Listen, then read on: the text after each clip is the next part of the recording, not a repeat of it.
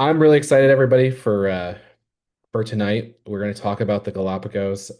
My name's Ryan Joy. If any of you on here don't know me, I'm a travel agent with Creating Magic Vacations, and I have, over the course of my travel career, focused on a lot on Disney World and large group trips and exotic locations. And what's cool about this particular trip that we're here to talk about tonight is it kind of fits into all three buckets because uh, it's an exotic location in the Galapagos. It's right there on the equator, super remote. So it takes care of the exotic. We're putting together a nice group for September of 2027, so it hits the group bucket. And National Geographic Lindblad Expeditions is part of the Disney family. So it really brings together my three expertise all into one trip. So I'm very excited about the prospect of going to the Galapagos with all of you. And I think for me, it's kind of three things that really stick out on the Galapagos. The humanity lives in sort of harmony with nature in a way that is not done, I don't think, anywhere else on the planet. Certainly not in the the Eastern Hemisphere. Um, there's rules and regulations to govern the place that were established in the 60s, and those rules and regulations have maintained themselves all the way to the present day. So they've set up really good systems. And because of the remote location, it's the diversity of wildlife. So that's my second thing that, these animals that you see there, you can't see anywhere else. The giant tortoise and the Galapagos penguin, it's right in the name. Marine iguanas. I didn't know until I got into Galapagos that there were reptiles that swam. Like I didn't know that was a thing. So I'm super pumped for all this like uniqueness. And then the fact that they're not afraid of us. So you can actually get close to the giant tortoise to take the pictures and things like that, and that they're not afraid. So I know we're going to get into kind of all this stuff maybe in a little bit more detail, but the Galapagos, super cool destination.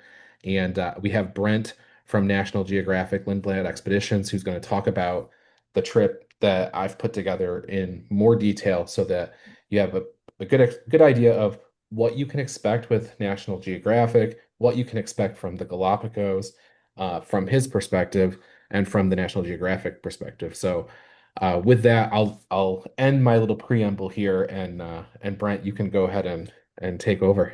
Awesome. Well, hey, everybody. I really, really appreciate you being here. I know many of you are maybe driving home or you're at home or in the midst of dinner, and I'm your entertainment. So I really appreciate you joining us. And Ryan, I really, really appreciate you inviting me. This is great. The Galapagos is a great topic. I'm super excited. I was chuckling internally because I spent most of my career at Disney, and so I'm used to that. And then now, coming over to National Geographic Lindblad Expeditions, it's in many ways the complete opposite. It's not big ship, it's small ship. You get the opportunity to go to these remote places on Earth as opposed to places like Los Angeles and Orlando. So this is really cool. So I'm really excited to share a lot about what National Geographic Lindblad Expeditions does. I'll give kind of a little bit of an overview of the company for those of you that might not be familiar. Maybe some of you on the line are like, National Geographic does tours like this, they do expeditions. So I'll share that. And then I'll dive a little bit into the Galapagos. I had the opportunity to go a year ago. I was I sailed on a different ship than the one we're going to talk about tonight. I was on the Endeavor 2, but the expedition experience is the same. And so I'm happy to answer any questions, about my experience, what I saw, whatever I can do to be of service to you. But it's a special place. I mean, like Ryan said, I'll get into it a little bit more, but um, I I've been in the travel business for over 30 years, and this is one of those destinations that I truly wish everybody on Earth could see. Everybody on Earth could see it because it is, that's what nature is. You know, I live in sweaty, hot Orlando, and everything's very commercialized, and it is a pretty magical thing to go to a place that there's silence and you can see the stars and animals, like Ryan said, aren't afraid of you because they don't see humans a lot. And so you're just kind of one of the gang, which is very, very cool. So, well, I will set the tone. Let me share my screen and kind of get everybody in the mood when it comes to expedition travel. And let me start off with a great video.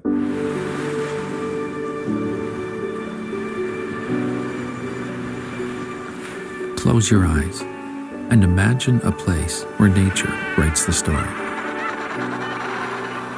Where waves break on remote island beaches.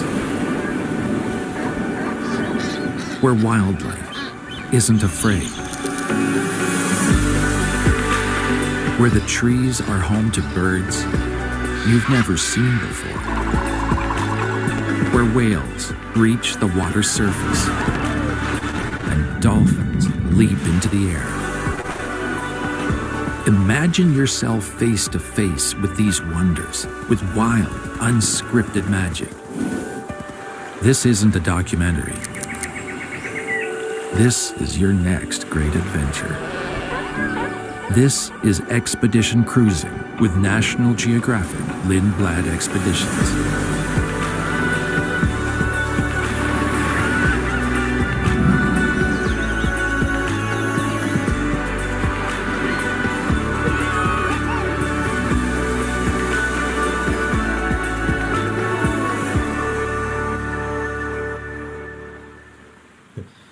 The good news is there's no snow in the Galapagos. I saw that. But I did want to share kind of the beginnings of our company because it's really, really relevant and very personal to what we're going to be talking tonight. So our company was founded in 1958 by Lars Erik Lindblad.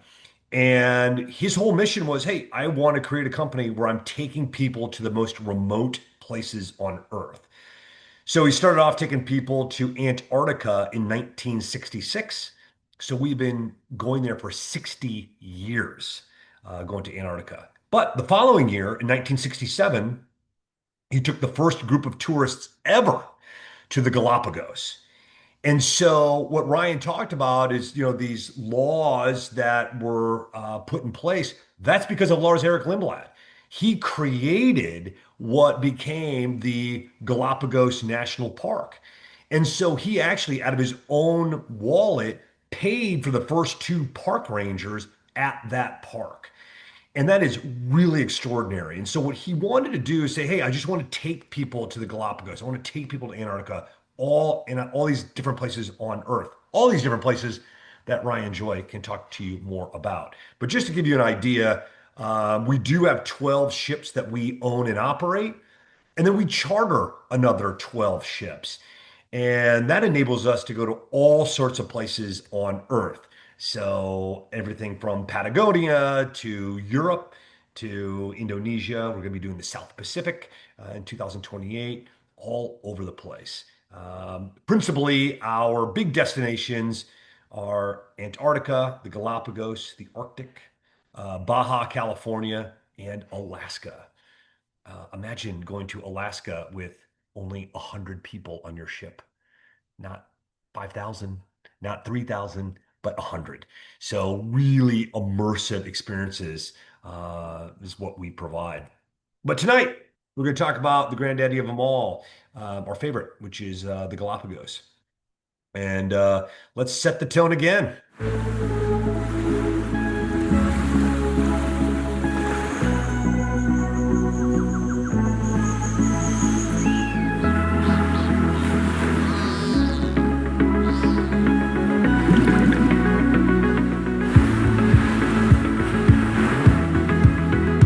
This is amazing.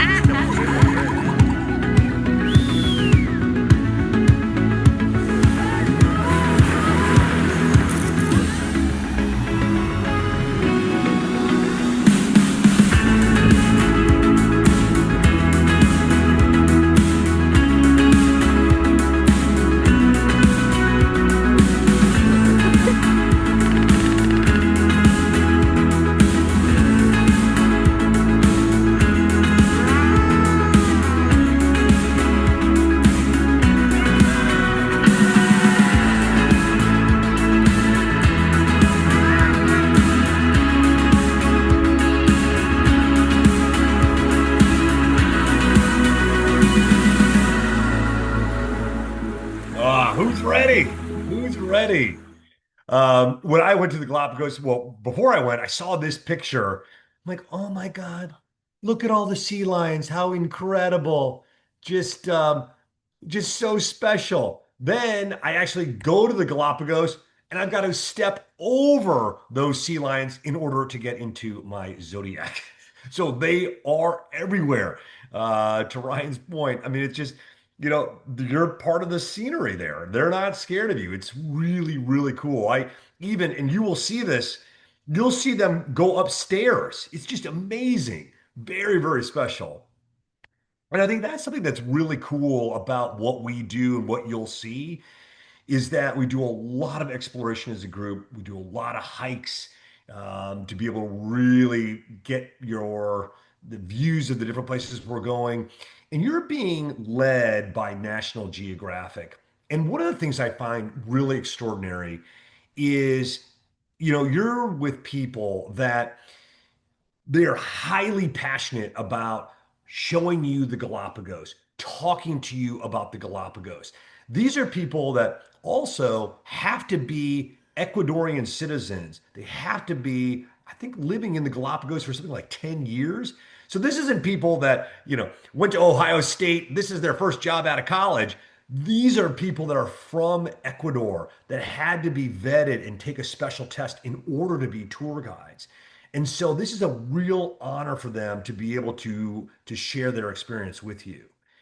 And then we get the opportunity besides hiking, we love being able to do snorkeling. And I mean, when you snorkel in the Galapagos, I know this is going to sound crazy, but it is like snorkeling in an aquarium. It is amazing. And those sea lions come up to you and start zipping around you like they're a puppy dog. They might nibble a little bit on your fins while you're going. It is really incredible. And so I always recommend, even on Amazon, they've got those camera cases where you can slide your camera in, your phone, zip it up so you can take pictures underwater. Oh my gosh, I really suggest you buy some of those as well as maybe an inexpensive GoPro. Really cool to capture this. These are just personal pictures I took. Like I took this picture just with my phone, which I thought was really cool. Things you'll see. Oh, and here's my wife, Lisa, and I. Look at us. I wish I could say that this is us, my wife and I, kayaking, but this is not. But kayaking, stand-up paddle boarding, really cool experiences. What I also really like is, I don't look at us as like we're an educational experience. You learn things, it's immersive, but we're really set up environments for you to ask questions. And a great example of that is we have an open bridge policy, meaning at any time you can go up and go see the captain and the crew. 3 o'clock in the morning, you can't sleep, you can go up there. And I think about my father-in-law, who's a retired Navy veteran. And I think, how much would it mean to pop up to be able to go up to the bridge and talk to the captain and the crew about the navigation equipment? That could be just his experience that he loved the most of the week. And so as you join us, it's those types of moments that you're going to live with. And you're going to say, oh my gosh, I got to talk to a National Geographic naturalist about the Blue Footed Booby or sea lions, or I got to swim with them or stand up paddleboard for the first time. All of those experiences. Another big draw for us, as you would imagine, is photography. I mean, probably like you, I picked up the camera for the first time because of National Geographic. And on all of our sailings, we have certified National Geographic photographers. So that's something that is really special, that they are there to help take great pictures and also to help you and teach you how to take better pictures if that's something that you want. And I think that's a big differentiator for us is just this seasoned staff and expedition team that we have. They want to work with National Geographic and Lindblad. I mean, Lindblad Expeditions, again, we're the ones who started the whole expedition travel experience and the first ones ever to go to the Galapagos. So we've been going there for almost 60 years next year. So really, really special for us. And it draws in top flight, world-class talent because they want to be with us. For those of us, and this is me included, I didn't know much about the Galapagos. But it's a series of islands. You'll see these here. The one kind of Isabella looks like a seahorse. Um, but one of the things that is absolutely extraordinary, going back to what Ryan said about the laws in place, each of these islands, they're only allowed to have no more than 100 people on the island each day. Each day, it's capped at 100 people.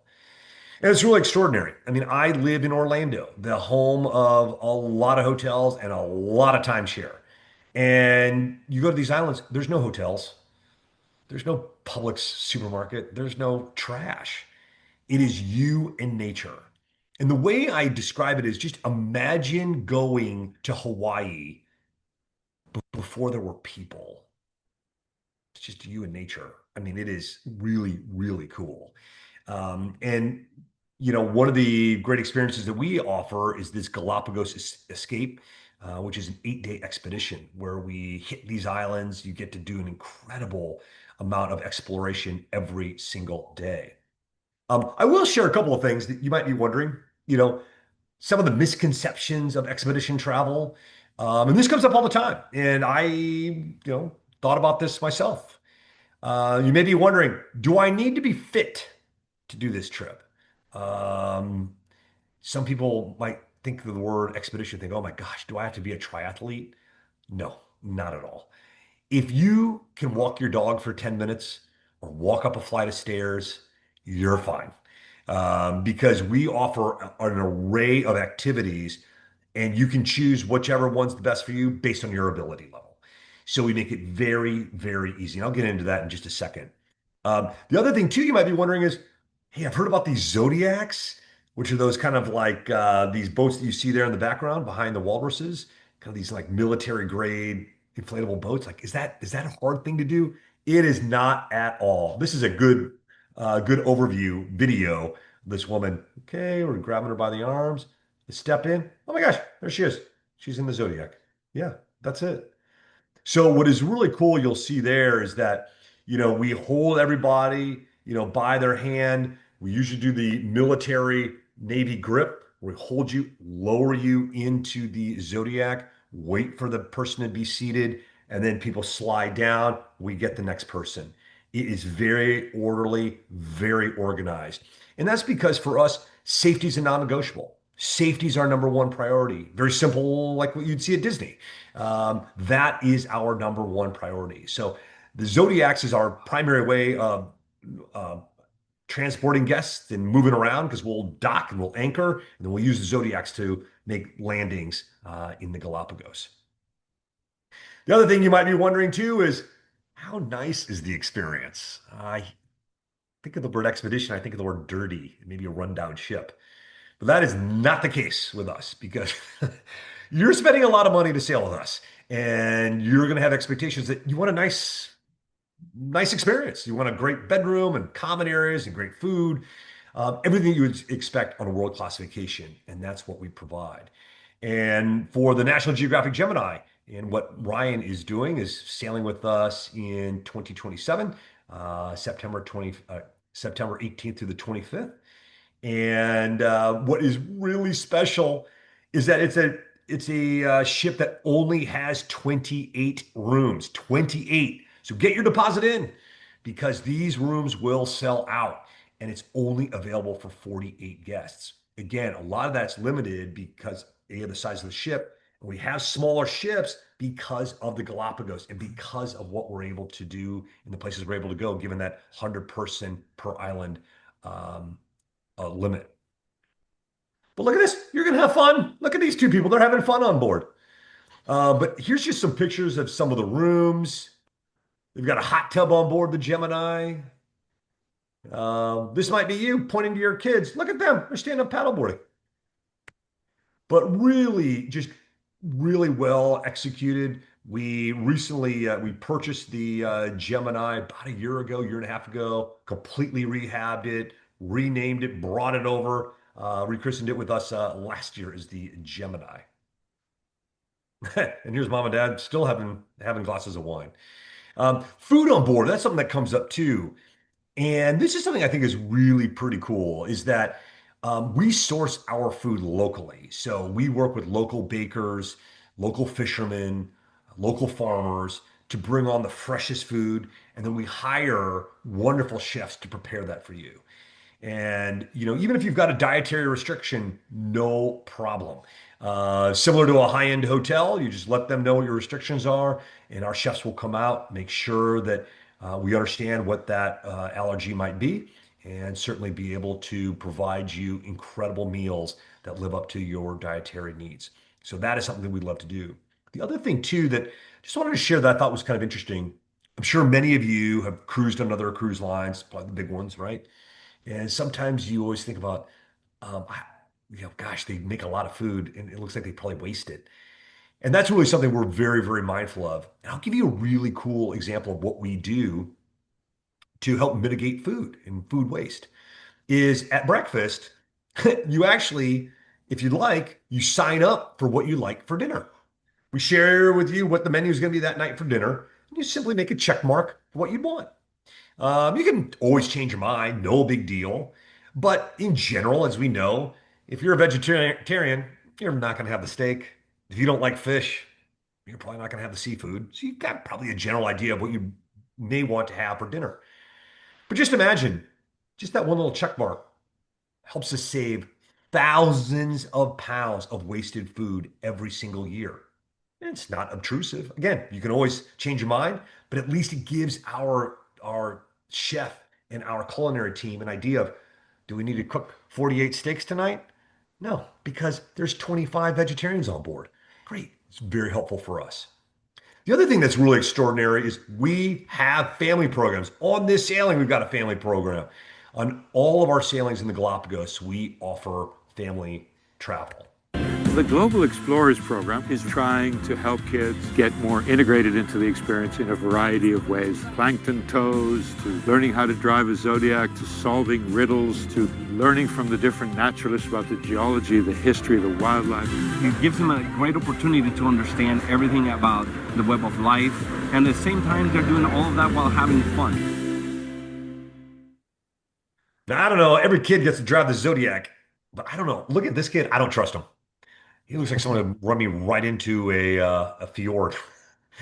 Anyway, I did want to share a little bit about what an average day looks like in the Galapagos, because if there's anybody on this call that's like, I'm just the get the drink package and lay by the pool type of person, we're probably not the experience for you. We are what for those people that they want to be active, they want to paddleboard, they want to kayak and hike. And so your day typically in the Galapagos is kind of going to look like this. You'll have breakfast around 7 o'clock in the morning. You'll do, an activity. Usually it's about an hour to 90 minutes. And generally you'll probably do two activities before lunch. Then we'll have like a seminar in the afternoon, then another activity period before dinner. We have a briefing in there before dinner. And it's really, really pretty an action-packed day. And within those activities, it's more of an activity period. And you usually get 2 to 3 options of different activities.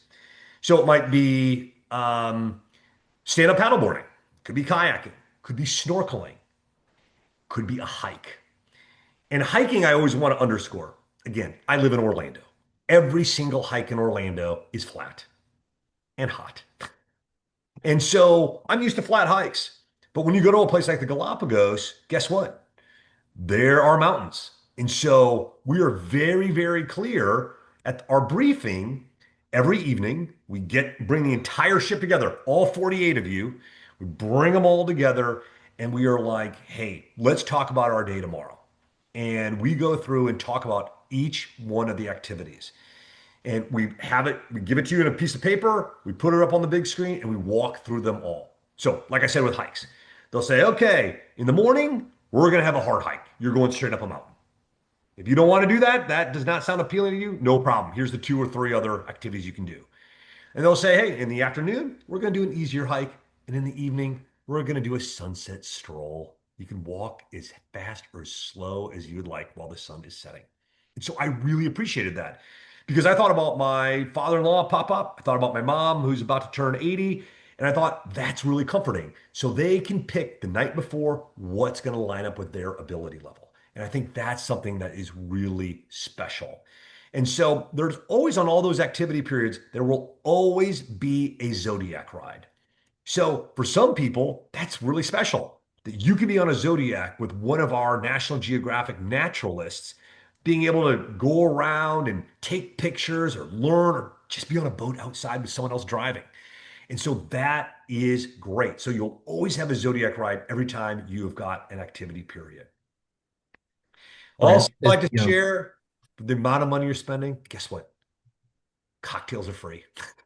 So you can go up there and have a drink. And I'm telling you, after you've been, hiking, paddle boarding, snorkeling, you may want to have a glass of Chardonnay and then you're ready to go to bed. But what else is included? So we do include a pre and post night hotel. That's at this for the Gemini. We're offering this hotel, the Casa Gangatina, there in Quito, Ecuador. So that's included on the pre-night and the post-night. We also offer all the shore excursions, activities, and equipment. So even snorkeling, you don't need to bring a wetsuit. We have it for you. We've got masks, we've got snorkels, Wi-Fi, alcohol, meals, snacks, seminars. And seminars is really pretty cool because for me, I didn't know much about the Galapagos, to be honest with you. I kind of heard of Charles Darwin, but why did he pick the Galapagos? So it was pretty cool to sit there for, an hour and a half, 2 hours and learn about the Galapagos from someone who's from the Galapagos. Another class we did have an iPhone class to help teach people how to take better pictures with their phones so they can take better pictures than their teenage kids or grandkids. And that is the most popular class that we offer, is that iPhone class.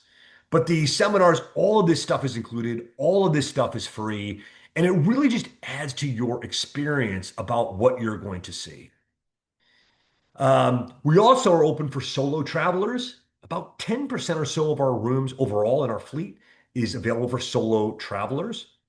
And certainly with family programs, we're very, very good with families and multi-generational groups. For grandparents, I think about my own grandma. That's her legacy with me. I mean, she took me to Disney World for the first time. She took me to Disneyland. I ended up spending 28 years at Disney. But I think about that if I'm a grandparent, that, wow, how cool would it be to be able to take them to the Galapagos so they can see this for themselves? Imagine, as Ryan shared, imagine taking a hike and you can't walk any farther because there's a 900-pound tortoise that's right in the middle of your trail. And you just got to wait. It's pretty cool. We also offer additional add-ons to do Machu Picchu. I mean, while you're in Ecuador, Peru is like a suburb. So you can go do Machu Picchu as well. So I will end on this last closing video. And then I'm very happy to open up for any questions that you may have. Exploring Galapagos with National Geographic Lindblad expeditions is very special. You feel the history of the entire planet here. Galapagos is another world, and the National Geographic Lindblad's the way to come here. There is no other choice. The days are packed with activities, But you're not required to participate in any activity. We both love to swim. Oh, the swimming penguins yesterday. Unbelievable. It was so much fun. Kayaking was also wonderful. I can't ask for a better experience traveling solo as a senior for the very first time. First time I've snorkeled and kayaked on my own. I felt safe every single time. Everybody had my back. I feel very confident in the water, but it's just nice to know that we're being watched after for our safety. I think it's fantastic having photographers on board to give you tips and great information on increasing our photography ability. We took thousands of photos. The people are just extraordinarily warm, interested, committed. The attention to detail by every member of the staff is amazing. the crew is a family, but they also extend that to us, and you feel that. The naturalists telling us about the environment that we're in has been just invaluable. and they're approachable. I've always learned new things. There was open bridge too. I like to see how things work, and the captain was welcoming and willing to tell me about all the instruments. That was a great time. That feeling of luxury on board our ships comes from having these life-expanding moments and sharing it with fellow human beings. It succeeds on every level. The comfort of the ship, the service, the food is delicious, and the head chef was very accommodating because there are certain foods I don't eat. I really enjoy the Ecuadorian food. I like the chance to try new things. I don't want to have all the desserts, but I've been eating all of them. The service is so outstanding. They really care about my experience. I'm really thrilled that Geo and Lindblad support the local efforts around what's best for the islands and the wildlife and the people. I don't think you're going to see that level of investment with other companies. I looked into many options, staying on an island, going with other cruise lines, that National Geographic Lindblad has such a good reputation. It's a big trip. We just decided to go with the sure thing. Every little thing is integrated to make it a really rich experience. I will treasure these memories forever.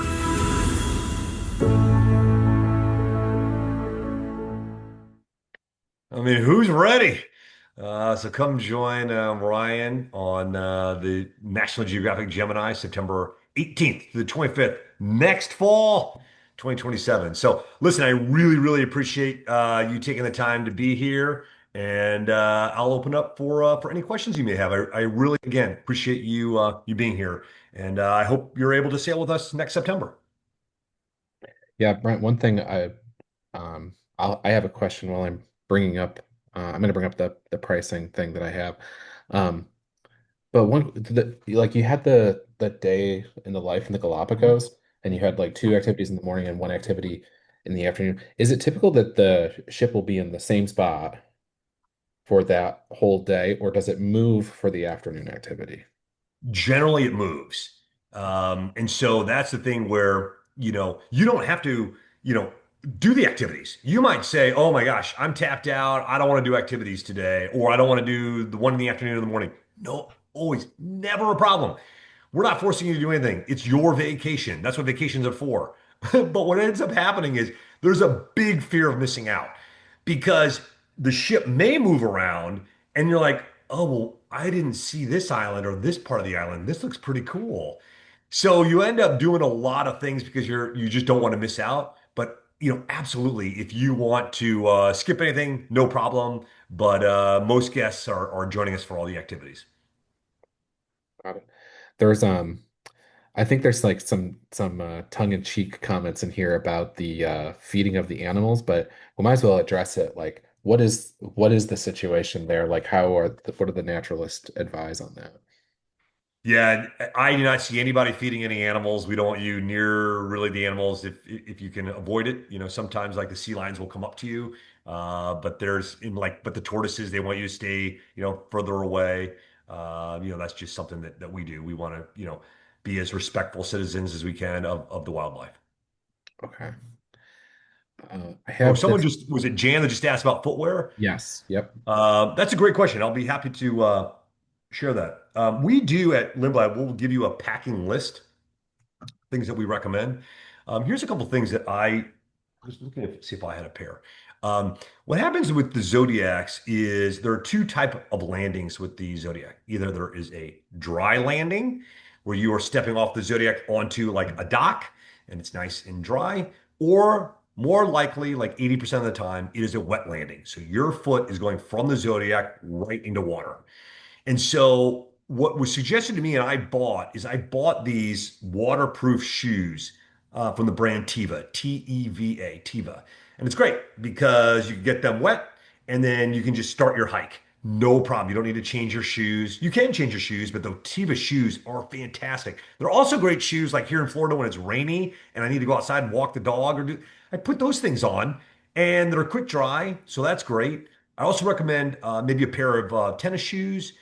And then the one thing too, I'd also say footwear on board the ship, having some sort of kind of casual shoe, maybe that's a slipper or something you're comfortable with, just to be able to walk around the ship.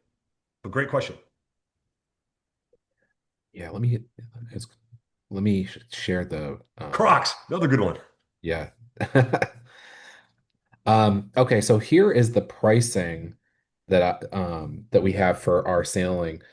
There are there are several different categories of rooms, so I'm just kind of like featuring the the two that are most common. I mean, I say several, but there's 48 people, so it's not like there's a ton. But the sort of the entry level for the window is the 6,905 per person, and the entry level for balcony is 10,474 per person. And like Brent said, there are solo rooms and there are some on this particular ship.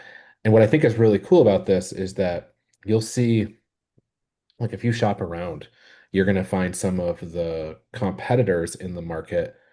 They let solo people go, but they charge them for two people essentially. So the fact that there's some solo rooms and there's virtually no supplement, I think is pretty unique Mhm. to National Geographic. Yeah, and the nice thing too about these rates is they do include your pre-hotel, your post-hotel, all of your activities. And so that's something that's really nice because I know that, this is not an inexpensive trip, but we really add the value because we don't want to nickel and dime you. And I think we've all been on vacations where you're like, I just spent all this money and you're charging me $7 for a drink. One of the things that's nice Yeah. too is if anybody is a beer drinker out there by any chance, in the lounge, they just have a beer fridge that's just open. You can just go in there and just grab a beer whenever you want. It's just like being home in your own living room, which is really nice. But yeah, we organized some special pricing for Ryan and all of you. I'll also be happy to include $100 per person for anybody that books as a shipboard credit. So if you want that, no problem at all. Even though everything's included, you can go up to our world market and maybe buy some sort of memento to bring back with you. Everybody in those videos had the hat on. So Yeah, I had already exactly. like Get a predetermined hat, get hat. something. Yeah, whatever you'd like, whatever you'd like. One other thing I do want to share, I should have shared it there. Um, kind of the other part of life on board. My wife mentioned this when we were on second day. We're down in the dining room and she looks around and she looks at all the women. She goes, Brent, look at all the women here. And I didn't know what that meant. And so what she meant was she said, Brent, we've never been on a cruise where half of the women have wet hair. And her point was, if you're on a regular cruise line, Disney, you got 3 hours to get ready for dinner. Not with us. You've got 45 minutes. And so for women, they're just slicking their hair back, no makeup, putting it in a ponytail, going down to dinner. And it becomes pretty liberating because you're not putting on your fancy clothes. You literally are putting on your, t-shirt and shorts and going down to the dining room. And there's other people that do the Galapagos, and I'm sure they do a good job, but sometimes they're a little bit more fancy. And that's something that people really like, just the casual atmosphere that we have on board. And the shoes, someone asked, it was Teva, Teva, Teva. And they're probably, I can't remember how much I paid, maybe $100 or so, but really good, thick soled. And I mean, I'm just being really honest. I'm going straight from foot in water off on a 3 mile hike. No changing of shoes, no problem, no blisters, nothing. So I really recommend those or, a similar brand. Let's see what other any other questions out there. The $100 onboard credit, is it a limited time? Like I'll make it limited. Whatever you want, whatever you want. I want people, if you're booking this, I want to make sure that I give everybody just a little something extra that they would not be able to get on their own. So happy to do that. Yeah. Okay, great.